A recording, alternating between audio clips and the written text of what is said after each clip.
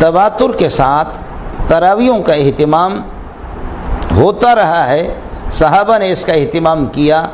حرمین میں کبھی بھی 8 رکعتیں تراویح پڑھی گئی ہو۔ تشویش میں اور پریشانی میں مبتلا کرنا کہ بخاری میں ہے، بخاری کا نام لے کر کے، بخاری میں ہے کہ ما کان یزید، حضرت عائشہ کی روایت ہے کہ ما کان یزید فی رمضان ولا فی غیری علی 11 رکعتن،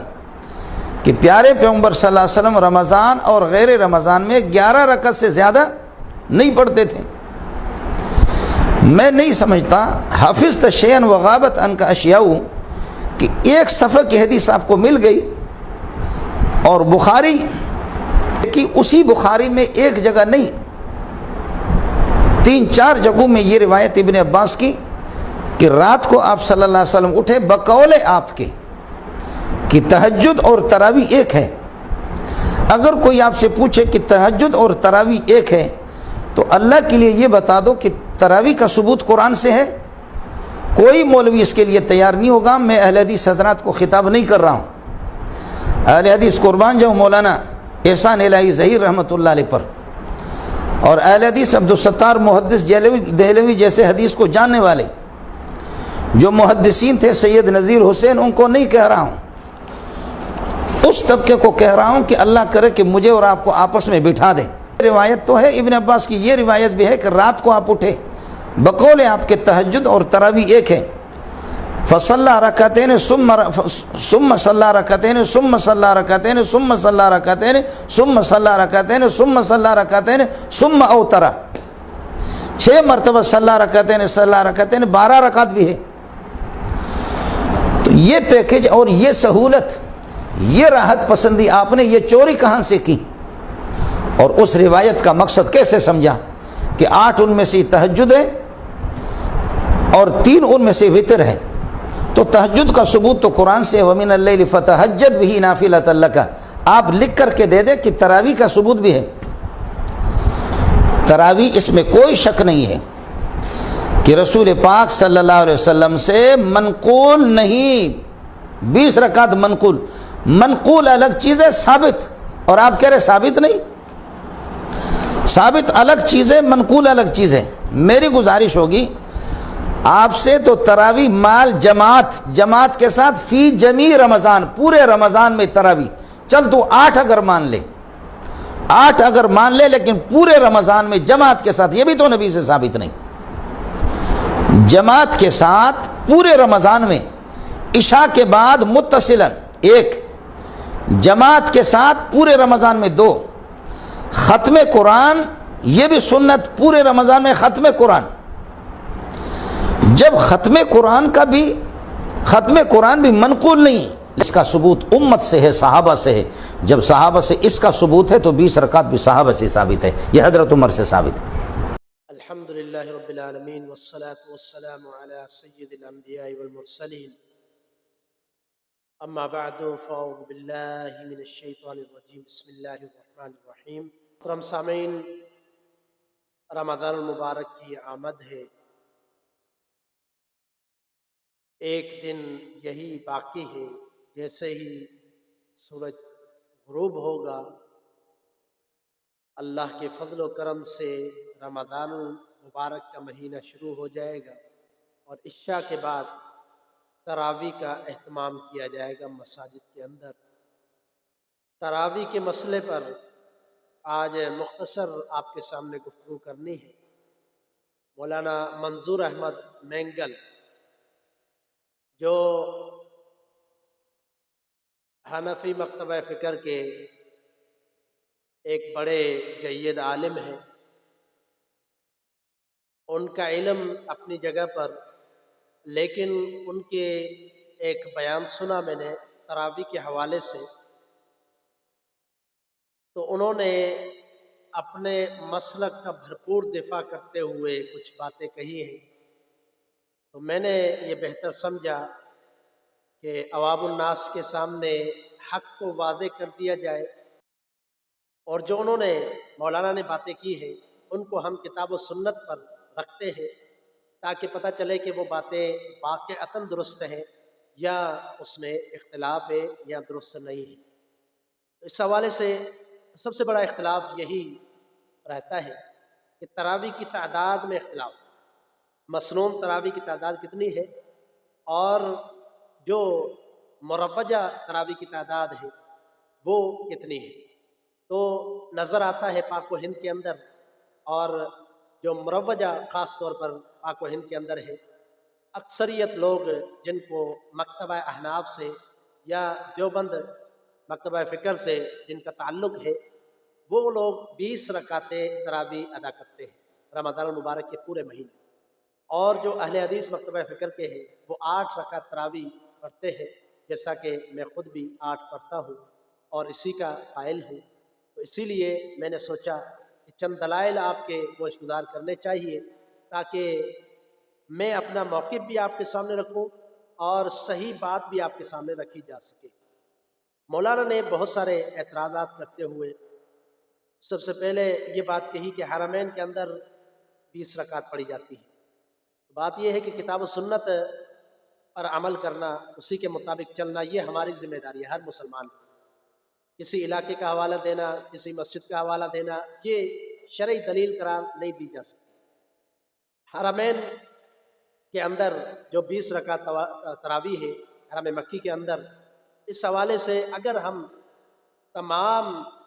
جو سعودیہ کے بڑے بڑے مفتی ہیں ان کے دلائل کو پڑھیں، ان کے فتاوی جات کو پڑھیں، تو پتہ چلتا ہے کہ وہ بھی قائل 8 کے تھے، یعنی 11 رکعت جو مسنون نبی صلی اللہ علیہ وسلم کا عمل تھا، 8 رکعت تراویح اور 3 وتر، قائل وہ بھی اس کے شیخ ابن باز رحمہ اللہ اور اسی طرح بڑے بڑے شیخ عثیمین رحمہ اللہ، یہ حقیقت میں اسی کو صحیح عادت قرار دیتے ہیں۔ اور یہی وجہ ہے کہ آپ صرف حرم مکی کو چھوڑ کر اگر سعودیہ کی باقی جتنی بھی مساجد ہیں ان کا آپ وزٹ کریں تو آپ کو پتہ چلے گا کہ وہاں 8 رکعت تراویح ہوتی ہے پورے رمضان میں۔ باقی حرم مکی کا جو معاملہ ہے وہاں پر بھی آپ کو یہ نظر آئے گا کہ 10 رکعت پڑھانے کے بعد امام چلا جاتا ہے، پھر دوسرا امام آتا ہے۔ بہرحال کتاب و سنت کے دلائل کی طرف ہم آتے ہیں کہ صحیح بخاری کی جو بڑی معروف حدیث ہے، اس حدیث کے بارے میں مولانا معذور مینگل صاحب حدیث بیان کرنے کے بعد کہتے ہیں کہ نبی علیہ السلام نے جو رمضان اور غیر رمضان میں 11 رکعت پڑھی تھی، یہ سیدہ عائشہ بیان کرتی ہے، یہ حدیث بڑی معروف ہے صحیح بخاری کے اندر۔ اس کا جواب دیتے ہوئے مولانا کہتے ہیں کہ یہ حدیث انہیں نظر نہیں آتی کہ جس میں ابن عباس رضی اللہ تعالیٰ عنہ کہتے ہیں کہ نبی علیہ السلام نے 13 رکعت پڑھی۔ 13 رکعت والی جو روایت ہے وہ ایک دو جگہ آئی ہے، لیکن آپ فتح الباری پڑھیں، دیگر کتابوں کو پڑھیں اور اپنے علماء احناف کے جید جو علماء گزرے ہیں ان کو پڑھیں، تو وہ سب یہ بات کرتے ہیں کہ جو آپ علیہ السلام کی ثابت ہے وہ 11 رکعت ہے۔ یہ جو 2 کا اضافہ ہے اس کی مختلف توجہ بیان کی گئی ہے۔ یہ کہا جاتا ہے یا تو یہ وتر کے بعد جو 2 رکعتیں پڑھی جاتی ہیں اس کو شامل کیا عبداللہ بن عباس نے، یا تو یہ 2 رکعتیں یا فجر کی سنتوں کو شامل کیا گیا ہے۔ بہرحال اس کی دوسری توجیحات بیان کی گئی ہے، لیکن کہا گیا کہ آپ کا جو صحیح عمل تھا رمضان میں غیر رمضان میں وہ 11 رکعت، تو یہ نبی علیہ السلام کا عمل تھا۔ ابن عباس کی روایت سے جو ہے عوام کو دھوکہ نہیں دیا جا سکتا، اس کے بارے میں محدثین کی بڑی صراحتیں موجود ہیں کہ اس کا تعلق عام نبی علیہ السلام کی روٹین کی نماز کے ساتھ نہیں ہے کہ جو 13 رکعت کی بات ہے۔ اس کے بعد دلائل کے اندر مولانا صاحب کہتے ہیں کہ متصل عشاء یعنی عشاء کے ساتھ پڑھنا اور پھر جو ہے رمضان پورے میں تراویح پڑھنا اور پھر ختم قرآن کرنا، اس کی دلیل ہمیں دکھاؤ۔ اب سیدھی بات ہے کہ متصل عشاء کے ساتھ پڑھنا یہ نبی صلی اللہ علیہ وسلم سے ثابت ہے، آپ صلی اللہ علیہ وسلم سے ثابت ہے، اس کے دلائل موجود ہیں۔ نبی علیہ السلام نے جو صحابہ کرام کو پڑھائی تھی نماز، وہ رمضان میں پڑھائی تھی۔ 23 سے جو آپ نے تراویح پڑھا تھی رمضان میں، عشاء کے بعد آپ نے شروع کی تھی۔ 1/3 حصہ بھی پڑھائی، آدھی رات بھی پڑھائی، فجر تک بھی پڑھائی، صحابہ سے ثابت ہے، اس میں کوئی اختلاف نہیں ہے، خود بھی مانتے، مولانا خود بیان کرتے ہیں، اور یہ عشاء کے ساتھ ہی ہوا ہے۔ دوسری بات کہ رمضان پورے رمضان میں نبی علیہ السلام نے وجہ بھی بتلائی کہ میں اس لیے میں نے روک دیا تاکہ تم پر فرض نہ قرار دیا جائے۔ اور جب سیدنا عمر فاروق رضی اللہ تعالیٰ عنہ آئے، انہوں نے دیکھا کہ یہ اب معاملہ ختم ہو چکا ہے، یعنی یہ فرض اس وقت ہوتا کہ جب نبی علیہ السلام موجود ہوتے، تو اب تو یہ معاملہ ختم ہو چکا ہے، یہ خوف نہیں ہے، اس لیے انہوں نے شروع کروا دیا۔ اسی طرح ختم قرآن مولانا کہتے ہیں اس کی دلیل دکھاؤ۔ ختم قرآن کرنا ضروری نہیں ہے، نہ کوئی اہل حدیث عالم کہتا ہے اور نہ ہی کوئی اس کو فرض اور واجب قرار دیتا ہے کہ قرآن پورا پڑھنا ہے۔ مساجد کے اندر پورا بھی پڑھا جاتا ہے، نہیں بھی پڑھا جاتا ہے، تو فرض نہیں ہے کہ رمضان کی تراویح میں مکمل قرآن کو پڑھنا۔ اب بات آتی ہے کہ رمضان کی تراویح اور تہجد میں فرق۔ تراویح اور تہجد، مولانا کہتے ہیں تہجد قرآن مجید میں ذکر ہے تہجد کا، وَمِنَ اللَّيْلِ فَتَہَجَّدْ بِهِ نَافِلَةً لَكَ، یہ نبی علیہ السلام کو کہا گیا قرآن مجید میں، رات کو آپ تہجد پڑھیے، نفل نماز۔ یہ مولانا دلیل دیتے ہیں، کہتے ہیں قرآن میں تہجد کا ذکر ہے، تراویح کا ذکر نہیں ہے۔ تو ہم آپ کے ہی علماء سے آپ کو جواب دینا چاہتے ہیں۔ مولانا انور شاہ کشمیری جو ایک بہت بڑے عالم گزرے ہیں، دیوبند مکتبہ فکر کے، حنفی مکتبہ فکر کے، فیض الباری انہوں نے شرح لکھی ہے، صحیح بخاری کی شرح لکھی فیض الباری، اس کے اندر انہوں نے واضح طور پر یہ کہا ہے کہ تراویح اور تہجد نام الگ الگ ہے لیکن نماز ایک ہی، دونوں قیام اللیل، نام الگ الگ ہے، دونوں قیام اللیل ہے۔ کہتے ہیں میری مختار رائے یہی ہے، کہتے ہیں میری پسندیدہ بات یہی ہے کہ اس میں کوئی فرق نہیں ہے کہ تہجد بھی تراویح ہے، تراویح تہجد ہے، تہجد تراویح ہے، اس میں کوئی فرق نہیں ہے۔ رشید احمد گنگوئی، مولانا رشید احمد گنگوئی یہ بھی وہی کہتے ہیں، اور جو مولانا انور شاہ کشمیری کہتے ہیں وضاحت کے ساتھ، کہتے ہیں ناموں میں فرق ہے، رمضان میں جو پڑھی جاتی ہے اس کو تراویح کہا جاتا ہے، عام دنوں میں جو پڑھی جاتی ہے اس کو قیام اللیل یا تہجد کہتے ہیں، رات کی نماز۔ تو اپنے ہی عالم جو وضاحت کرتے ہیں فیض الباری کے اندر کہ جو ہے صحیح بات یہی ہے، اور کہتے ہیں کہ اگر یہ الگ ہوتی، تہجد اور تراویح الگ ہوتی، تو نبی علیہ السلام سے رمضان میں تراویح کے بعد تہجد ثابت ہوتی، تو ایسا ثابت نہیں ہے، اس لیے تراویح ہی تہجد ہے، تہجد ہی تراویح۔ خود مولانا انور شاہ کشمیری کہتے ہیں، معلوم ہوا کہ یہ بھی مولانا صاحب نے جو بات کی ہے کہ فرق ہے تہجد اور تراویح میں، یہ بات اس کی کوئی حقیقت نہیں ہے۔ بہرحال اس کے بعد ہم کچھ دلائل کی طرف آتے ہیں کہ جو دلائل ہے 8 رکعت تراویح 3 وتر کی، بہت ساری روایت میں آتا ہے، اور رمضان کے مہینے کے حوالے سے مولانا کہتے ہیں رمضان کے مہینے میں تراویح کا ثبوت دو۔ رمضان کے مہینے کے بارے میں کئی روایتیں آتی ہیں، خود اللہ کے رسول صلی اللہ علیہ وسلم نے فرمایا، جامع ترمذی کی حدیث ہے، آپ نے فرمایا کہ کوئی بندہ امام کے ساتھ قیام کرتا ہے، رمضان میں امام کے ساتھ قیام کرتا ہے اور قیام سے امام فارغ ہو اس وقت تک وہ امام کے ساتھ قیام کرتا ہے، تو ایسے بندے کو پوری رات کے قیام اللیل کا اجر دیا جاتا ہے۔ جماعت کے ساتھ پڑھے تو پوری رات کے قیام اللیل کا اجر، امام کے ساتھ قیام کرے جب تک امام 8 رکعت پڑھتا ہے مکمل پڑھے، تو یہ اتنا بڑا اجر ہے اس کا۔ یہاں سے بالکل واضح ہے کہ قیام اللیل کیا جا سکتا ہے امامت کے ساتھ۔ نبی علیہ السلام سے تہجد اور تراویح دونوں کی جماعت ثابت ہے۔ آپ علیہ السلام نے تہجد میں بھی صحابہ اکرام جیسے عبداللہ بن عباس رضی اللہ تعالیٰ عنہ، حذیفہ رضی اللہ تعالیٰ عنہ، دیگر صحابہ سے ملتا ہے وہ آپ سے ساتھ کھڑے ہو جاتے تھے، تو یہ بھی ثابت ہے۔ اور تراویح کا بالکل واضح ثابت ہے کہ رمضان میں نبی صلی اللہ علیہ وسلم 3 دن تراویح 3 راتیں تراویح پڑھائی ہے، صحابہ اکرام آپ کے ساتھ تھے۔ 4 جو ہے دلائل میں آپ کے سامنے رکھتا ہوں، حدیثیں تو بہت ہیں لیکن 4 حدیثیں آپ کے سامنے رکھتا ہوں۔ سب سے پہلی صحیح بخاری کی حدیث، ابو سلمہ بن عبد الرحمن سیدہ عائشہ صدیقہ رضی اللہ تعالیٰ عنہا سے سوال کرتے ہیں، کیف کانت صلاۃ الرسول فی رمضان، اللہ رمضان کے الفاظ ہیں کہ نبی علیہ السلام کی نماز رمضان میں کیسی تھی، یعنی تہجد کیسا تھا، تراویح کیسی تھی، رات کے وقت کیسے نبی صلی اللہ علیہ وسلم نماز پڑھتے تھے۔ سیدہ عائشہ نے وہی وضاحت کی، فرمایا آپ رمضان میں غیر رمضان میں 11 رکعت سے بڑھ کر نہیں پڑھتے، بالکل واضح دلیل ہے صحیح بخاری کی۔ اور اسی طرح صحیح ابن حبان اور صحیح ابن خزیمہ جابر رضی اللہ تعالیٰ عنہ سے روایت ہے، فرماتے ہیں کہ صلی بنا رسول اللہ صلی اللہ علیہ وسلم فی رمضان، نبی علیہ السلام رمضان میں ہمیں نماز پڑھائی، آپ صلی اللہ علیہ وسلم نے رمضان میں ہمیں نماز پڑھائی، قیام کروایا، کتنی 8 رکعت اور پھر وتر پڑھی، 8 رکعت ہمیں قیام کروایا آپ صلی اللہ علیہ وسلم نے رمضان میں، یہ جابر رضی اللہ تعالیٰ عنہ کہتے ہیں۔ اور صحیح روایت ہے صحیح ابن حبان کی اور صحیح ابن خزیمہ کی، یہ دوسری دلیل ہے کہ نبی علیہ السلام نے رمضان میں تراویح پڑھائی صحابہ اکرام کو 8 رکعت۔ مسند ابی یعلا اور معجم طبرانی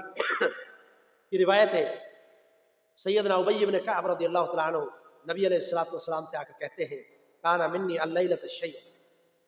اللہ کے رسول صلی اللہ علیہ وسلم آج رات مجھ سے ایک معاملہ ہو گیا ہے۔ نبی علیہ السلام نے فرمایا، ابی کیا معاملہ ہوا ہے؟ اس نے کہا، اللہ کے رسول صلی اللہ علیہ وسلم میرے گھر کی عورتوں نے کہا کہ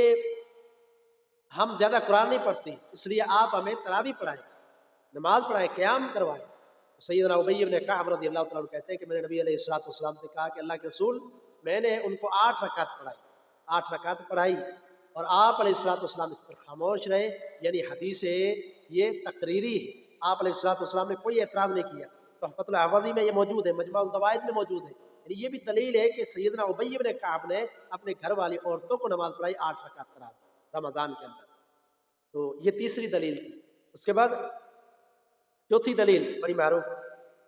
موطا امام مالک، سنن کبریٰ للبیہقی، مصنف ابن ابی شیبہ میں روایت بڑی معروف موجود ہے، صائب بن یزید سے روایت ہے، کہتے ہیں کہ عمر رضی اللہ تعالیٰ عنہ نے حکم دیا، کس کو؟ ابی بن کعب کو اور تمیم داری رضی اللہ تعالیٰ عنہ کو، ان یقوم للناس 11 رکعتا، کہ لوگوں کے ساتھ قیام کرے، وہ لوگوں کو قیام کروائے، کتنے؟ 11 رکعت قیام کروائے، تراویح پڑھائے۔ کون؟ ابی بن کعب اور تمیم داری رضی اللہ تعالیٰ عنہ۔ یہ کس نے حکم دیا؟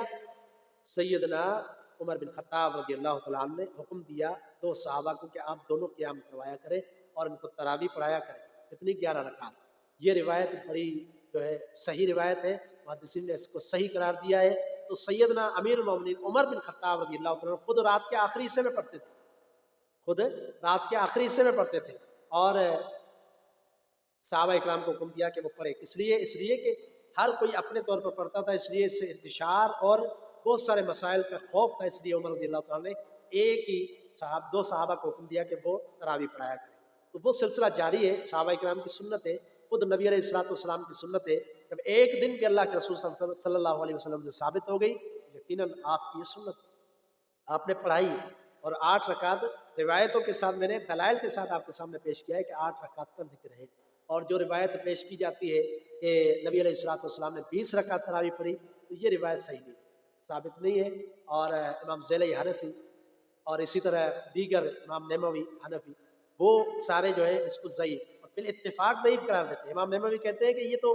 صحیح بخاری کی صحیح اور واضح روایت کے خلاف ہے، کہ جو سید عائشہ سے مروی ہے، یعنی اس کے خلاف بھی ہے اور اس میں راوی ضعیف بھی ہے، جس کی وجہ سے یہ قابل قبول نہیں ہوگی، اور محدثین کا اتفاق صحیح بخاری کی روایت ہے، یہ امام نووی کہتے ہیں جو حنفی ہے۔ اور اسی طرح مختصراً ہم نے بات کی آپ کے سامنے کہ یہ دلائل تھے، اور بھی دلائل دیے جا سکتے ہیں، لیکن میں نے چند دلائل آپ کے سامنے رکھے کہ تراویح کی رکعت 8 جو اللہ کے رسول سے اگر ثابت کرے سنت قرار دے۔ باقی اگر کوئی شخص زیادہ پڑھنا چاہتا ہے تو عمومی حدیث نبی علیہ الصلوۃ والسلام کی کہ آپ نے فرمایا صلاۃ اللیل مثنی مثنی، کہ رات کی نماز 2 رکعت ہے، تو 2 رکعت کر کے آپ جتنی استطاعت پڑھ سکتے ہیں، 100 رکعت بھی پڑھ سکتے ہیں۔ شیخ صالح ال عثیمین رحمہ اللہ کہتے ہیں کوئی 100 رکعتیں بھی رات کو پڑھنا چاہے پڑھ سکتا ہے، آخر میں وتر پڑھ لے۔ تو رات کی نماز کی قید تو نہیں ہے، لیکن اگر آپ کہیں کہ نبی صلی اللہ علیہ وسلم کی سنت کے مطابق اور اسی طریقے سے پڑھی جائے تو پھر وہ کتاب و سنت سے ثابت 8 رکعت ہے، 3 رکعت وتر ہے، زیادہ وتر بھی پڑھے جا سکتے ہیں، لیکن جو آپ صلی اللہ علیہ وسلم کا معمول تھا وہ 3 آپ پڑھتے تھے، اور 8 رکعت آپ تہجد پڑھتے تھے، قیام اللیل کرتے تھے۔ تو یہ اللہ کے رسول صلی اللہ علیہ وسلم کی چند احادیث سے میں نے آپ کے سامنے حوالے پیش کیے۔ اللہ تعالیٰ کتاب و سنت کے مطابق زندگی گزارنے کی توفیق عطا فرمائے، اور رمضان کا مکمل قیام کرنے کی توفیق عطا فرمائے، کیونکہ قیام رمضان کے بارے میں نبی علیہ الصلوۃ والسلام کی واضح حدیث ہے، آپ نے فرمایا من قام رمضان ایمانا واحتسابا غفر له ما تقدم من ذنبه، آپ نے فرمایا جس نے اجر کی امید سے، اللہ سے اجر کی امید رکھتے ہوئے قیام اللیل کیا رمضان کی راتوں میں، تو اللہ تعالیٰ اس کی زندگی کے گناہ معاف کرتا ہے۔ تو یقیناً نیت کرنی چاہیے، اور یہ عظیم عمل ہے، عظیم سنت ہے، اس پر عمل کرنا چاہیے۔ اللہ تعالیٰ ہم سب کو قیام اللیل تراویح پڑھنے کی توفیق عطا فرمائے۔ وما توفیقی الا باللہ۔